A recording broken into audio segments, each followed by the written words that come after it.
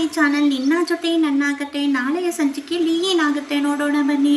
ಶುರುವಿನಲ್ಲಿ ಈ ಕಡೆ ಅಜಿತ್ ಅಂತೂ ಅಲ್ಲ, ದೇವಯಾನಿ ಅತ್ತೆ ಮಾಡಿರೋ ತಪ್ಪಿಗೆ ಅಂಜುಗೆ ಯಾಕೆ ಶಿಕ್ಷೆ ಆಗಬೇಕು, ಯಾವುದೇ ಕಾರಣಕ್ಕೂ ಹಾಗಾಗಬಾರ್ದು, ಅಂಜು ಮತ್ತೆ ಈ ಕಡೆ ನಚ್ಚಿ ಮದುವೆ ನಡೀಲೇಬೇಕು ಅಂತ ಅಜಿತ್ ತೀರ್ಮಾನ ಮಾಡ್ತಾರೆ. ಆಗ ಮನೆಯವರೆಲ್ಲರ ಹತ್ರನೂ ಅಜಿತ್ ಮಾತಾಡ್ತಾರೆ. ಅಜಿತ, ದೇವಯಾನಿ ಇಲ್ಲದೆ ಅಂಜು ಒಪ್ಕೊಳ್ಳಲ್ಲ ಕಣೋ ಅಂತ ಹೇಳ್ತಾ ಇರ್ತಾರೆ. ಅಯ್ಯೋ ಪರವಾಗಿಲ್ಲ, ಅಂಜು ಒಪ್ಕೊಂತಾರೆ, ಅವ್ರ ಮದುವೆ ಮಾಡಲೇಬೇಕು, ದೇವಯಾನಿ ಅತ್ತೆ ಮಾಡಿರೋ ತಪ್ಪಿಗೆ ಅಂಜುಗೆ ಯಾಕೆ ಶಿಕ್ಷೆ ಆಗಬೇಕು ಅಂತ ಅಜಿತ್ ಹೇಳಿ ಇಲ್ಲಿ ಅಂಜುನ ಒಪ್ಪಿಸಿ ಮದುವೆ ಮಂಟಪದ ಹತ್ರ ಕರ್ಕೊಂಡು ಬರ್ತಾರೆ. ಈ ಕಡೆ ಭೂಮಿ ಅಂಜುಗೆ ಸಮಾಧಾನ ಮಾಡ್ತಾರೆ. ಅಂಜು, ನೀನು ಬೇಜಾರಾಗಬೇಡ, ನಿನ್ನ ಮದುವೆ ಆಗಲಿ, ಆಮೇಲೆ ಎಲ್ಲ ಸರಿ ಹೋಗುತ್ತೆ ಅಂತ ಅಂಜುಗೆ ಸಮಾಧಾನ ಮಾಡ್ತಾರೆ.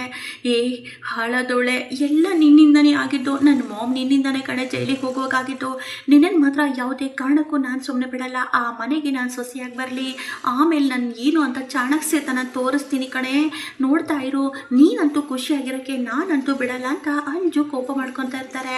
ಅಂಜು, ನನಗೆ ಗೊತ್ತು ನೀನು ತುಂಬ ನೋವಾಗಿದೆ ಅಂತ, ನೀನೇನು ಬೇಜಾರು ಮಾಡ್ಕೋಬೇಡ ಅಂಜು, ನೀನೀಗ ಮದುವೆ ಆದರೆ ನಿಮ್ಮ ಅಮ್ಮಗೂ ಕೂಡ, ದೇವಯಾನಿ ಅಮ್ಮಗೆ ತುಂಬಾ ಖುಷಿ ಆಗುತ್ತೆ.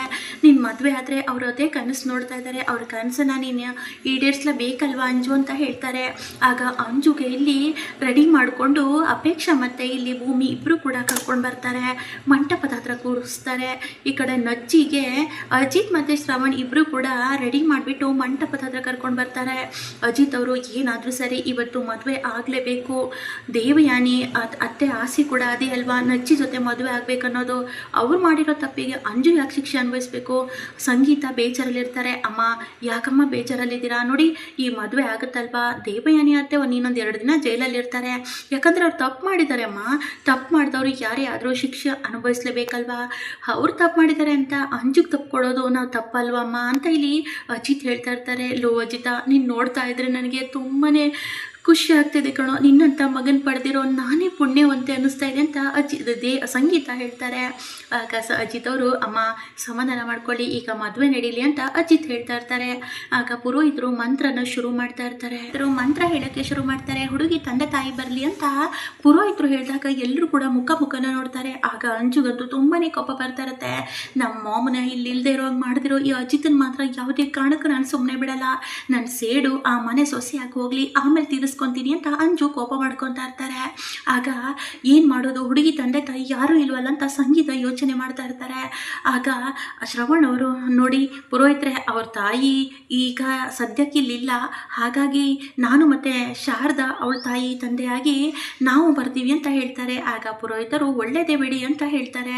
ಆಗ ಅಂಜುಗೆ ಸ್ವಲ್ಪ ಸಮಾಧಾನ ಆಗ್ತಾ ಇರುತ್ತೆ. ಈ ಕಡೆ ಸಂಗೀತ ಮತ್ತು ರಾಮ್ ಇಬ್ಬರು ಕೂಡ ಇಲ್ಲಿ ನಚ್ಚಿ ತಂದೆ ತಾಯಿಯಾಗಿದ್ದರೆ, ಈ ಕಡೆ ಅವ್ರ ತಂದೆ ತಾಯಿಯಾಗಿ ಶ್ರವಣ್ ಮತ್ತು ಶಾರದಾ ಇರ್ತಾರೆ.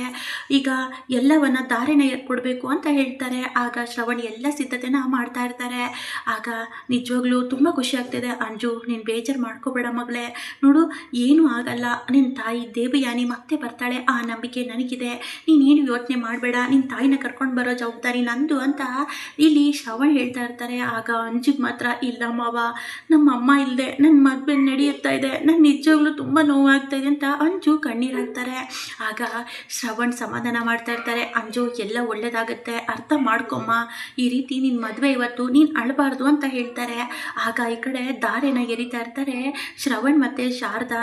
ಇದನ್ನೆಲ್ಲ ನೋಡಿ ಅಜಿತ್ಗೆ ತುಂಬ ಖುಷಿ ಆಗುತ್ತೆ. ಈ ಕಡೆ ಭೂಮಿಗಂತೂ, ಪಾಪ ಅಂಜು, ಅಮ್ಮ ಇಲ್ಲದೆ ತುಂಬಾ ನೋವು ಅನುಭವಿಸ್ತಾ ಇದ್ದಾಳೆ, ಆದರೂ ಸಾಹೇಬರು ಅಷ್ಟು ಬೇಗ ಈ ನಿರ್ಧಾರ ಮಾಡೋದು ಬೇಡ ಇತ್ತು, ಮದುವೆ ಆಗಿ ಆಮೇಲೆ ಕರ್ಕೊಂಡೋಗಿದ್ರು ಬೇಜಾರಿಲ್ಲ, ಆದರೆ ದೇವಯಾನಿ ಅಮ್ಮಗೂ ತನ್ನ ಮಗಳ ಮದುವೆ ನೋಡಬೇಕು ಅಂತ ಆಸೆ ಇರುತ್ತಲ್ವ ಅಂತ ಭೂಮಿ ಯೋಚನೆ ಮಾಡ್ತಾ ಇರ್ತಾರೆ. ಆ ಪೂಜೆನೂ ಆಗಿರುತ್ತೆ. ಆಗ ಪುರೋಹಿತರು, ನೋಡಿ ಮಾಂಗಲ್ಯಕ್ಕೆ ಆಶೀರ್ವಾದ ತಗೊಬನ್ನಿ, ಎಲ್ಲರನ್ನ ಮುಟ್ಟಿಸಿ ತಗೊಂಡು ಬನ್ನಿ ಅಂತ ಹೇಳ್ತಾರೆ.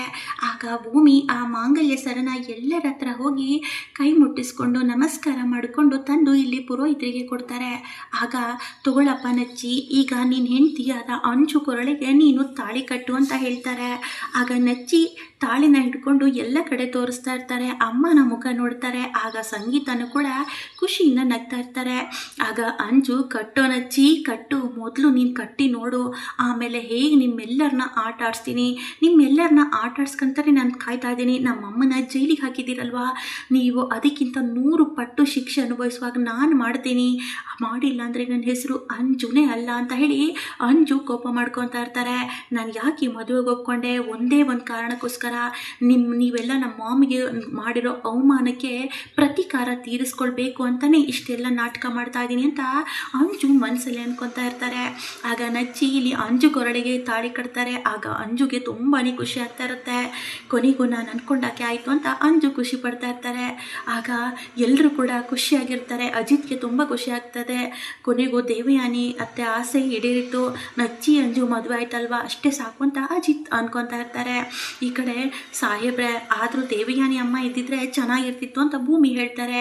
ಭೂಮಿ ನೋಡು, ಈ ವಿಷಯದಲ್ಲಿ ನೀನು ನನ್ನ ಹತ್ರ ಬರಬೇಡ, ನಿನ್ಗೆ ಈಗಾಗಲೇ ಗೊತ್ತು ತಾನೇ, ಎಲ್ಲ ಗೊತ್ತಿದ್ದು ನನ್ನ ಹತ್ರ ಯಾಕೆ ಈ ರೀತಿ ಮಾತಾಡ್ತಾ ಇದೆಯಾ, ಸುಮ್ಮನೆ ಇರು ಅಂತ ಇಲ್ಲಿ ಅಜಿತ್ ಹೇಳ್ತಾರೆ. ಸರಿ ಸಾಹೇಬ್ರೆ, ಅಷ್ಟಕ್ಕೆ ಯಾಕೆ ಇಷ್ಟೊಂದು ಕೋಪ ಮಾಡ್ಕೊತೀರಾ ಅಂತ ಭೂಮಿ ಕೇಳ್ತಾ ಇರ್ತಾರೆ. ಕೊನೆಗೂ ಇಲ್ಲಿ ನಚ್ಚಿ ಮತ್ತು ಅಂಜು ಮದುವೆ ನಡೆಯುತ್ತೆ. ಎಲ್ಲರ ಮುಂದೆ ಆಶೀರ್ವಾದ ತಗೊತಾ ಇರ್ತಾರೆ. ಆದರೆ ಅಂಜು ಮನಸ್ಸಲ್ಲಿ ಬೆಂಕಿ ಕಿಚ್ಚು ಇಟ್ಕೊಂಡು ಹೊರಗಡೆ ನಗ್ನಗ್ತಾ ಇರ್ತಾರೆ.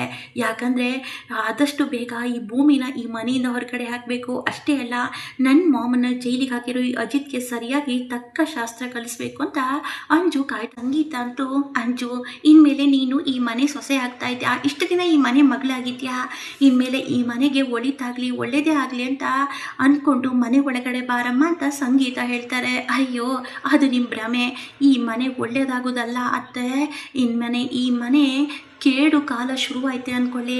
ನಾನು ಕಾಲಿಡ್ತಾ ಇದ್ದೀನಿ, ಇನ್ಮೇಲೆ ನಿಮ್ಗೆಲ್ಲರಿಗೂ ಸರಿಯಾಗಿ ತಕ್ಕ ಪಾಠ ಕಲಿಸೋಕ್ಕಂತಲೇ ಬರ್ತಾ ಇದ್ದೀನಿ, ಈ ಮನೆ ಧ್ವಂಸ ಮಾಡೋಕ್ಕೆ ಬರ್ತಾ ಇದ್ದೀನಿ, ಒಬ್ಬೊಬ್ಬರನ್ನು ಉಳಿಗಾಲ ಇಲ್ಲ ಅಂತ ಅಂಜು ಮನೆ ಒಳಗಡೆ ಕಾಲಿಡ್ತಾರೆ. ಆಗ ಎಲ್ಲರೂ ಕೂಡ ತುಂಬಾ ಖುಷಿ ಪಡ್ತಾ ಇರ್ತಾರೆ. ಈ ಕಡೆ ದೇವಯಾನಿ ಹತ್ರ ಅಜಿತ್ ಬಂದ್ಬಿಟ್ಟು, ಅತ್ತೆ ಕೊನೆಗೂ ನೀವಿಲ್ಲದೆ ನಿಮ್ಮ ಅಂಜು ಮದುವೆ ನಡೆದೋಯ್ತು, ಅಂಜು ನಚ್ಚಿ ಮದುವೆ ನಡೆದೇ ಬಿಡ್ತು, ನೀವೇನು ಅದ್ರ ಬಗ್ಗೆ ಯೋಚನೆ ಮಾಡೋ ಅವಶ್ಯಕತೆ ಇಲ್ಲ ಅಂತ ಅಜಿತ್ ಹೇಳ್ತಾರೆ. ಆಗ ದೇವಯಾನಿ ಸುಮ್ಮನೆ ಸೈಲೆಂಟ್ ಆಗಿರ್ತಾರೆ. ಅಜಿತ, ನೀನನ್ನು ಮಾತ್ರ ಯಾವುದೇ ಕಾರಣಕ್ಕೂ ನಾನು ಸುಮ್ಮನೆ ಬಿಡಲ್ಲ ಕಣೋ, ದೊಡ್ಡ ತಪ್ಪು ಮಾಡಿಬಿಟ್ಟಿದ್ಯಾ, ನನ್ನ ಸೇಡು ಉಕ್ಕಿ ಹರಿತಾ ಇದೆ, ಈಗ ನನ್ನ ಮಗಳು ಆ ಮನೆ ಕಾಲಿಟ್ಟಾಯಿತು, ಇನ್ನು ಧ್ವಂಸನೇ, ನಿಮ್ಮನ್ನೆಲ್ಲ ಧ್ವಂಸ ಮಾಡದೆ ಬಿಡೋಳು ಈ ಅಲ್ವೇ ಅಲ್ಲ ಈ ದೇವಯಾನಿ, ನನ್ನ ಮಗಳು ಕಾಲಿಟ್ಟಾಯಿತು, ಇನ್ನೆಲ್ಲ ನಿಮಗೆ ಕೇಡ್ಗಾಲ ಶುರುವಾಯಿತು ಅಂತ ದೇವಯಾನಿ ನಗ್ತಾ ಇರ್ತಾರೆ. ಕೊನೆಗೂ ಮುಂದೆ ಏನಾಗುತ್ತೆ ಅಂತ ಕಾದು ನೋಡೋಣ. ವಿಡಿಯೋ ಇಷ್ಟ ಆದಲ್ಲಿ ಒಂದು ಲೈಕ್ ಮಾಡೋ ಮಾತ್ರ ಮರಿಬೇಡಿ.